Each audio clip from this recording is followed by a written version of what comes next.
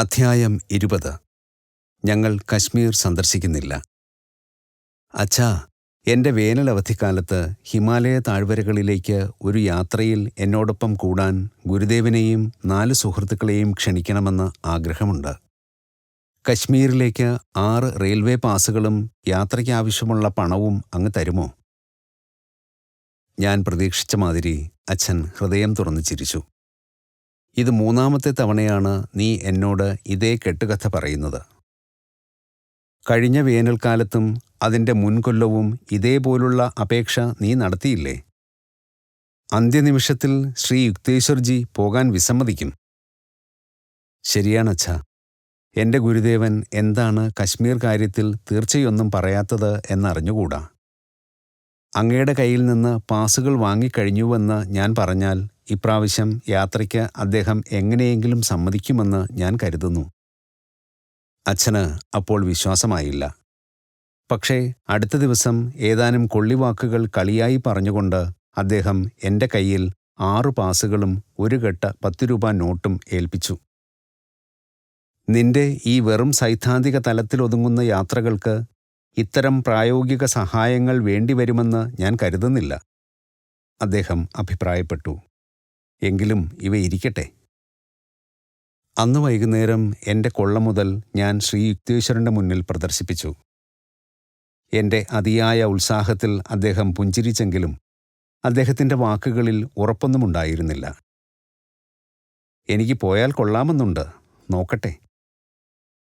ആശ്രമബാലനായ കനായിയോട് ഞങ്ങളുടെ കൂടെ വരാൻ ഞാൻ പറഞ്ഞപ്പോൾ ഗുരുദേവൻ അഭിപ്രായമൊന്നും പറഞ്ഞില്ല. രാജേന്ദ്രനാഥ മിത്ര, ജ്യോതിൻ ആട്ടി, വേറൊരു പയ്യൻ എന്നീ 3 സുഹൃത്തുക്കളെയും ഞാൻ ക്ഷണിച്ചു. യാത്രാ ദിവസം അടുത്ത തിങ്കളാഴ്ച എന്നുറപ്പിച്ചു. ശനിയും ഞായറും ഞാൻ കൊൽക്കത്തയിൽ തങ്ങി. അവിടെ എൻ്റെ കുടുംബ ഭവനത്തിൽ ഒരു അടുത്ത ബന്ധുവിൻ്റെ വിവാഹ ചടങ്ങുകൾ ആഘോഷിക്കപ്പെടുകയായിരുന്നു. തിങ്കളാഴ്ച അതിരാവിലെ എൻ്റെ സാധന സാമഗ്രികളുമായി ഞാൻ ശ്രീരാമപുരത്തെത്തി. രാജേന്ദ്രൻ എന്നെ ആശ്രമ കവാടത്തിൽ വെച്ച് കണ്ടു. ഗുരുദേവൻ പുറത്ത് നടക്കാൻ പോയിരിക്കുകയാണ്. അദ്ദേഹം പോകാൻ തയ്യാറല്ല. എനിക്ക് സങ്കടവും വാശിയും ഒരുപോലെ തോന്നി.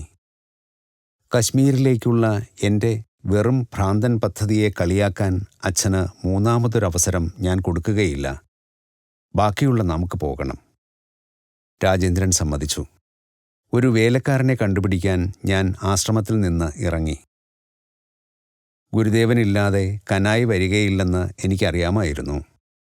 യാത്രാസാമഗ്രികൾ സൂക്ഷിക്കാൻ ഒരാൾ വേണം താനും.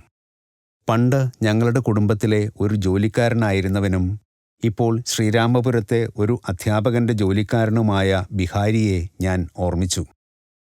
ഞാൻ വേഗം നടന്നു നീങ്ങിയപ്പോൾ ശ്രീരാമപുരം കോടതിക്ക് അടുത്തുള്ള ക്രിസ്തീയ ദേവാലയത്തിന് മുന്നിൽ വെച്ച് ഗുരുദേവനെ കണ്ടുമുട്ടി. നീ എങ്ങോട്ടാണ്? ശ്രീ യുക്തേശ്വരൻ പുഞ്ചിരിച്ചില്ല. പ്രഭു, അങ്ങും കനായിയും നാം പരിപാടിയിട്ട യാത്രയ്ക്ക് വരുന്നില്ല എന്ന് ഞാൻ കേൾക്കുന്നു. ഞാൻ ബിഹാരിയെ അന്വേഷിക്കുകയാണ്. അങ്ങ് ഓർക്കുന്നുണ്ടാവും. കശ്മീർ കാണാനുള്ള താൽപ്പര്യക്കൂടുതൽ കൊണ്ട് ശമ്പളം കൂടാതെ തന്നെ വരാമെന്ന് കഴിഞ്ഞ കൊല്ലം അവൻ സമ്മതിച്ചിരുന്നു. ഞാൻ ഓർക്കുന്നു. എന്നാലും ബിഹാരി വരാൻ തയ്യാറാവുമെന്ന് എനിക്ക് തോന്നുന്നില്ല. എനിക്ക് ആകെ വിഷമമായി. അവൻ ഇങ്ങനൊരവസരത്തിനായി ആകാംക്ഷയോടെ കാത്തിരിക്കുകയാണ്. ഗുരുദേവൻ നിശബ്ദനായി നടത്തം തുടർന്നു. ഞാൻ വേഗം ആ അധ്യാപകൻ്റെ വീട്ടിലെത്തി. മുറ്റത്ത് വെച്ച് എന്നെ സ്വീകരിച്ച ബിഹാരിയുടെ സൗഹാർദ്ദപരമായ ഊഷ്മളത കശ്മീർ എന്ന വാക്ക് ഞാൻ ഉച്ചരിച്ചതോടെ പെട്ടെന്ന് മറഞ്ഞു. ഒരു ക്ഷമാപണം പിറുപിറുത്തുകൊണ്ട് ആ ജോലിക്കാരൻ തൻ്റെ യജമാനൻ്റെ വീട്ടിനുള്ളിലേക്ക് കയറിപ്പോയി. യാത്രയ്ക്ക് തയ്യാറാവുകയായതുകൊണ്ടാവും ബിഹാരി താമസിക്കുന്നതെന്ന് അസ്വസ്ഥതയോടെ സ്വയം സമാധാനിപ്പിച്ചുകൊണ്ട് ഞാൻ അരമണിക്കൂർ കാത്തുനിന്നു. ഒടുവിൽ ഞാൻ മുൻവശത്തെ വാതിലിൽ മുട്ടി വിളിച്ചു. ബിഹാരി ഒരു 30 മിനിറ്റിനു മുമ്പ് പിൻവാതിലിലൂടെ ഇറങ്ങിപ്പോയല്ലോ, ഒരു മനുഷ്യൻ എന്നെ അറിയിച്ചു. ഒരു ചെറിയ പുഞ്ചിരി അയാളുടെ ചുണ്ടത്ത് തങ്ങി നിന്നു. എൻ്റെ ക്ഷണം വളരെ നിർബന്ധപൂർവമായിപ്പോയോ അതോ ഗുരുദേവൻ്റെ അദൃശ്യമായ സ്വാധീനം പ്രവർത്തിച്ചതായിരുന്നോ എന്ന് സംശയിച്ചുകൊണ്ട് ഞാൻ ദുഃഖത്തോടെ മടങ്ങി. ക്രിസ്തീയ ദേവാലയം കടന്നപ്പോൾ ഗുരുദേവൻ എൻ്റെ നേരെ സാവധാനം നടന്നു വരുന്നതായി വീണ്ടും കണ്ടു. എൻ്റെ വിശദീകരണം കേൾക്കാൻ നിൽക്കാതെ അദ്ദേഹം പറഞ്ഞു, അപ്പോൾ വിഹാരി പോകുന്നില്ല. ഇനി എന്താണ് പരിപാടി? തന്നെ അടക്കി ഭരിക്കുന്ന അച്ഛനെ എതിർക്കാൻ തീർത്തും ഉറപ്പിച്ച ഒരു ദുർവാശിക്കാരനായ കുട്ടിയെപ്പോലെ ആയിരുന്നു ഞാനെന്ന് തോന്നി. പ്രഭു, എൻ്റെ അച്ഛൻ്റെ സഹോദരനോട് അദ്ദേഹത്തിൻ്റെ വേലക്കാരൻ ലാൽധാരിയെ ഒന്ന് വിട്ടുതരാൻ ഞാൻ ആവശ്യപ്പെടാൻ പോകുകയാണ്. അദ്ദേഹത്തെ കാണണമെങ്കിൽ കണ്ടോളൂ. പക്ഷേ ആ സന്ദർശനം നിനക്ക് അത്ര രസിക്കുമെന്ന് എനിക്ക് തോന്നുന്നില്ല. ശ്രീ യുക്തേശ്വരൻ അടക്കിയ ചിരിയോടെ പറഞ്ഞു. ആശങ്കയോടെയാണെങ്കിലും ഒട്ടും വിട്ടുകൊടുക്കാൻ ഭാവമില്ലാതെ ഞാൻ ഗുരുദേവനെ വിട്ട് ശ്രീരാമപുരം കോടതി കെട്ടിടത്തിൽ കയറി. എൻ്റെ അച്ഛൻ്റെ സഹോദരൻ സർക്കാർ വക്കീലായ ശാരദാ ഘോഷ് എന്നെ സ്നേഹപൂർവ്വം സ്വീകരിച്ചു. ഞാൻ ഇന്ന് ചില സ്നേഹിതരുമായി കശ്മീരിന് തിരിക്കുകയാണ്, ഞാൻ അദ്ദേഹത്തോട് പറഞ്ഞു. കൊല്ലങ്ങളായി ഞാൻ ഈ ഹിമാലയ പര്യടനത്തിന് കാത്തിരിക്കുകയായിരുന്നു. എനിക്ക് അതിൽ സന്തോഷമുണ്ട് മുകുന്ദ. നിന്റെ യാത്ര കൂടുതൽ സുഖകരമാക്കാൻ എനിക്ക് എന്തെങ്കിലും ചെയ്യാൻ കഴിയുമോ? ദയാപരമായ ഈ വാക്കുകൾ എനിക്ക് പ്രോത്സാഹനത്തിൻ്റെ പ്രചോദനം നൽകി. പ്രിയപ്പെട്ട ചെറിയച്ഛ, അങ്ങയുടെ ജോലിക്കാരൻ ലാൽധാരിയെ പറ്റുമെങ്കിൽ ഒന്ന് വിട്ടുതരാമോ? ഞാൻ ചോദിച്ചു. എൻ്റെ ലഘുവായ അപേക്ഷയ്ക്ക് ഒരു ഭൂമികുലുക്കത്തിൻ്റെ ഭവിഷ്യത്താണ് ഉണ്ടായത്. അദ്ദേഹം ഇരുന്നിടത്തു നിന്ന് ചാടി എഴുന്നേറ്റതിൻ്റെ ശക്തിയിൽ കസേര കീഴ്മേൽ മറിഞ്ഞു. മേശപ്പുറത്തെ കടലാസുകൾ നാലുപാടും പറന്നു. തെങ്ങിൻ തടിയിൽ തീർത്ത അദ്ദേഹത്തിൻ്റെ നീണ്ട ഹൂക്ക ഒരു വലിയ കിടുക്കത്തോടെ താഴെ വീണു. എടാ സ്വാർത്ഥിയായ ചെറുക്ക! രോഷത്താൽ വിറച്ചുകൊണ്ട് അദ്ദേഹം ആക്രോശിച്ചു. എന്തൊരു അസംബന്ധമായ ആശയം! നിന്റെ ഒരു വിനോദയാത്രയ്ക്ക് എൻ്റെ വേലക്കാരനെ കൊണ്ടുപോയാൽ എന്നെ ആരു നോക്കും? ഞാൻ എൻ്റെ വിസ്മയം മറച്ചുപിടിച്ചു. ദുർഗ്രാഹ്യതയ്ക്ക് പൂർണ്ണമായി സമർപ്പിക്കപ്പെട്ട ഒരു ദിവസത്തിലെ മറ്റൊരു കീറാമുട്ടി കൂടി മാത്രമാണ് പ്രിയങ്കരനായ പിതൃസഹോദരൻ്റെ പെട്ടെന്നുള്ള ഭാവപ്പകർച്ച എന്ന് ഞാൻ കരുതി. കോടതിയിൽ നിന്നുള്ള എൻ്റെ പിൻവാങ്ങൽ മാന്യമെന്നതിനേക്കാളേറെ തിടുക്കം പിടിച്ചതായിരുന്നുവെന്ന് പറയുന്നതാവും ശരി. ഞാൻ ആശ്രമത്തിൽ തിരിച്ചെത്തി. അവിടെ എൻ്റെ സുഹൃത്തുക്കൾ പ്രതീക്ഷയോടെ കൂടി നിന്നിരുന്നു. ഗുരുദേവൻ്റെ മനോഭാവത്തിന് പിന്നിൽ എന്തോ തക്കതായ അല്ലെങ്കിൽ അത്യന്തം നിഗൂഢമായ ഒരു ഉദ്ദേശ്യമുണ്ട് എന്ന ഉറച്ച ബോധം എന്നിൽ വളരുകയായിരുന്നു. ഗുരുദേവൻ്റെ ഇച്ഛയ്ക്കെതിരെ പ്രവർത്തിച്ചതിൽ പശ്ചാത്താപം എന്നിൽ നിറഞ്ഞു. മുകുന്ദ, കുറച്ചു സമയം കൂടി എൻ്റെ കൂടെ കഴിഞ്ഞുകൂടെ? ശ്രീ യുക്തേശ്വരൻ ചോദിച്ചു.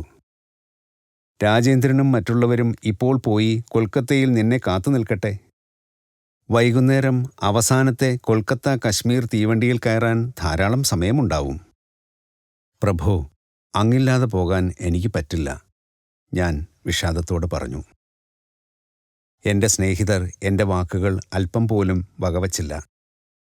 അവർ ഒരു വണ്ടി വിളിച്ച് എല്ലാ സാധനങ്ങളുമായി യാത്ര തിരിച്ചു.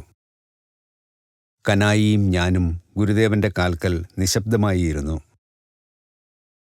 ഒരു അരമണിക്കൂർ നേരത്തെ മൗനത്തിന് ശേഷം ഗുരുദേവൻ രണ്ടാം നിലയിലെ ഊണുമുറിയിലേക്ക് നടന്നു. കനായി, മുകുന്ദന് ഭക്ഷണം കൊടുക്കൂ, അവൻ്റെ വണ്ടി ഉടനെ തിരിക്കും. കമ്പിളി ഇരിപ്പിടത്തിൽ നിന്ന് എഴുന്നേറ്റ എനിക്ക് പെട്ടെന്ന് മനംമറിപ്പും വയറ്റിലെ ഭയങ്കരമായ ഉരുട്ടലും കാരണം കാലുകൾ കുഴഞ്ഞുപോയി. കുത്തുന്നത് പോലുള്ള വേദന അതികഠിനമായിരുന്നതിനാൽ ഏതോ തീക്ഷ്ണമായ നരകത്തിലേക്ക് പെട്ടെന്ന് എറിയപ്പെട്ടതുപോലെ എനിക്ക് അനുഭവപ്പെട്ടു. ഗുരുദേവൻ്റെ അടുത്തേക്ക് കണ്ണു കാണാത്ത മാതിരി തപ്പിത്തടഞ്ഞു നീങ്ങിയ ഞാൻ ഏഷ്യാറ്റിക് കോളറയുടെ എല്ലാ ലക്ഷണങ്ങളും കാണിച്ചുകൊണ്ട് അദ്ദേഹത്തിൻ്റെ മുന്നിൽ തകർന്നു വീണു. ശ്രീ യുക്തേശ്വരനും കനായിയും കൂടി എന്നെ ഇരിപ്പുമുറിയിലേക്ക് എടുത്തുകൊണ്ടുപോയി. വേദനയോടെ ഞാൻ വിളിച്ചു പറഞ്ഞു, ഗുരുദേവ, എൻ്റെ ജീവൻ അങ്ങേക്ക് ഞാൻ അടിയറ വയ്ക്കുന്നു. അത് എൻ്റെ ശരീരതീരങ്ങളിൽ നിന്ന് വേഗം വാർന്നുപൊയ്ക്കൊണ്ടിരിക്കുകയാണെന്ന് എനിക്ക് തോന്നി. ശ്രീ യുക്തേശ്വരൻ എൻ്റെ തല അദ്ദേഹത്തിൻ്റെ മടിയിൽ വച്ചു. സ്വർഗീയമായ വാത്സല്യത്തോടെ എൻ്റെ നെറ്റി തടവി. കൂട്ടുകാരുമായി സ്റ്റേഷനിലായിരുന്നുവെങ്കിൽ എന്തു പറ്റുമായിരുന്നുവെന്ന് ഇപ്പോൾ നിനക്ക് മനസ്സിലായോ?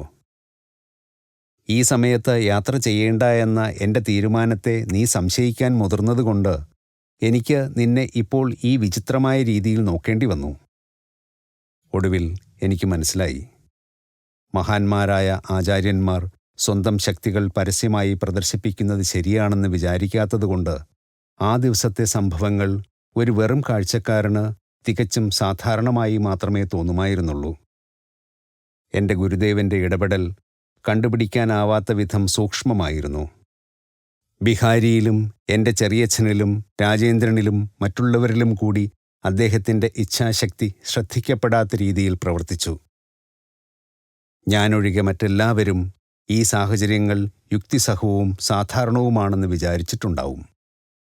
ശ്രീ യുക്തേശ്വരൻ സാമൂഹിക കടപ്പാടുകൾ പാലിക്കുന്നതിൽ ഒരിക്കലും വീഴ്ച വരുത്താറില്ലാതിരുന്നതിനാൽ അദ്ദേഹം ഒരു ഭിഷഗ്വരനെ വിളിച്ചുകൊണ്ടുവരാനും എൻ്റെ ചെറിയച്ഛനെ വിവരമറിയിക്കാനും കനായിക്ക് നിർദ്ദേശം നൽകി. ഗുരുദേവ, ഞാൻ പ്രതിഷേധിച്ചു. അങ്ങയ്ക്ക് മാത്രമേ എന്നെ സുഖമാക്കാൻ കഴിയൂ. ഏതൊരു ഡോക്ടർക്കും ഭേദമാക്കാവുന്നതിൻ്റെ അപ്പുറം ഞാൻ പോയി കഴിഞ്ഞു. കുഞ്ഞേ, നിന്നെ ഈശ്വരൻ്റെ കാരുണ്യം കാത്തുരക്ഷിക്കുന്നുണ്ട്.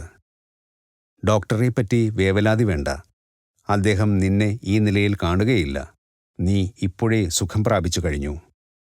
ഗുരുദേവൻ്റെ ഈ വാക്കുകളോടെ അതികഠിനമായ വേദന വിട്ടുമാറി. ഞാൻ ബലഹീനനായി എഴുന്നേറ്റിരുന്നു. ഒരു ഡോക്ടർ ഉടനെ എത്തി എന്നെ ശ്രദ്ധയോടെ പരിശോധിച്ചു. ഏറ്റവും മോശമായ അവസ്ഥ നിങ്ങൾ തരണം ചെയ്തുവെന്ന് തോന്നുന്നു, അദ്ദേഹം പറഞ്ഞു. പരിശോധനയ്ക്ക് ഞാൻ സാമ്പിളുകൾ എടുത്തുകൊണ്ട് പോകാം. അടുത്ത ദിവസം രാവിലെ ഡോക്ടർ തിടുക്കത്തിൽ എത്തി. ഞാൻ സന്തോഷവാനായി എഴുന്നേറ്റിരിക്കുകയായിരുന്നു. കൊള്ളാം കൊള്ളാം, നീ ചിരിക്കുകയും വർത്തമാനം പറഞ്ഞിരിക്കുകയും ചെയ്യുന്നത് കണ്ടാൽ മരണവുമായി തൊട്ടുരുമ്മിയ ഒരു കൂടിക്കാഴ്ച ഉണ്ടായില്ലെന്നേ തോന്നൂ. അദ്ദേഹം എൻ്റെ കൈ മൃദുവായി തടവി. പരീക്ഷണങ്ങളിൽ നിന്ന് അസുഖം ഏഷ്യാറ്റിക് കോളറയാണ് എന്ന് കണ്ടുപിടിച്ച ശേഷം നിന്നെ ജീവനോടെ കാണാമെന്ന് ഞാൻ തീരെ പ്രതീക്ഷിച്ചില്ല. ദൈവികമായ രോഗവിമോചന വൈഭവമുള്ള ഒരു ഗുരുവിനെ ലഭിച്ച നീ ഭാഗ്യവാനായ ഒരു ചെറുപ്പക്കാരനാണ്. എനിക്ക് അത് തീർത്തും ബോധ്യമായി. ഞാൻ പൂർണ്ണമായി യോജിച്ചു. ഡോക്ടർ പോകാൻ ഭാവിച്ചപ്പോൾ രാജേന്ദ്രനും ആഡിയും വാതിൽക്കൽ പ്രത്യക്ഷപ്പെട്ടു. ഡോക്ടറെയും പിന്നീട് ഏതാണ്ട് വിളറിയ എൻ്റെ മുഖവും കണ്ടപ്പോൾ അവരുടെ മുഖത്തെ അമർഷം അനുകമ്പയായി മാറി. പറഞ്ഞിരുന്നതനുസരിച്ച് നീ കൊൽക്കത്ത സ്റ്റേഷനിൽ എത്താഞ്ഞപ്പോൾ ഞങ്ങൾക്ക് ദേഷ്യം തോന്നി. നിനക്ക് സുഖമില്ലായിരുന്നോ? അതെ. തലേ ദിവസം വച്ചിരുന്ന അതേ മൂലയിൽ എൻ്റെ കൂട്ടുകാർ സാധന സാമഗ്രികൾ തിരിച്ചു വയ്ക്കുന്നത് കണ്ടപ്പോൾ ചിരിക്കാതിരിക്കാൻ കഴിഞ്ഞില്ല. ഞാൻ പരാവർത്തനം ചെയ്തു പറഞ്ഞു, സ്പെയിനിലേക്കൊരു പായ്ക്കപ്പൽ പണ്ടൊരിക്കൽ വിടകൊണ്ടു. അത് ആഴി കടന്നങ്ങെത്തും മുമ്പേ അമ്പേ ഇങ്ങ് തിരിച്ചെത്തി. ഗുരുദേവൻ മുറിയിലേക്ക് കടന്നു വന്നു. രോഗാവസ്ഥയ്ക്ക് ശേഷം ആരോഗ്യം വീണ്ടെടുക്കുന്ന ഒരാളിൻ്റെ സ്വാതന്ത്ര്യം എനിക്ക് സ്വയം നൽകിക്കൊണ്ട് ഗുരുദേവൻ്റെ കൈ ഞാൻ സ്നേഹപൂർവ്വം കടന്നുപിടിച്ചു. ഗുരുജി, ഞാൻ പറഞ്ഞു, എൻ്റെ 12ാമത്തെ വയസ്സ് മുതൽ ഹിമാലയത്തിലെത്താൻ ഞാൻ പരാജയമടഞ്ഞ പല ശ്രമങ്ങൾ നടത്തി. അങ്ങയുടെ ആശീർവാദമില്ലാതെ ദേവി പാർവതി എന്നെ സ്വീകരിക്കുകയില്ലെന്ന് ഒടുവിൽ എനിക്ക് നല്ല ബോധ്യമായി.